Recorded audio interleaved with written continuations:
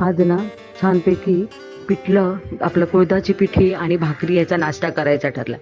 मग काय लगेच गॅसवरती टोप ठेवून त्याच्यात तेल गरम करत ठेवलं आणि मस्तपैकी त्याच्यात लसूण बारीक चिरून आणि हिरवी मिरची टाकली, फोडणी दिली आणि त्याच्यामध्ये कांदा टाकून छानपैकी त्यांना परतलं आणि आपलं घरगुती दळलेलं कुळथाचं पीठ पोळीत भाजून आणि भरडून केलेलं आणि त्याच्यामध्ये थोडं मीठ टाकून पाणी टाकून ते एकजीव करून ते पाणी सगळं पीठ टाकलं कांद्यामध्ये आणि त्यांना चांगलं ढवळत राहिली आणि त्याच्यात मिरची टाकली आहे तरी पण मी थोडासा मसालाही टाकला आणि त्यांना चांगलं शिजू दिलं.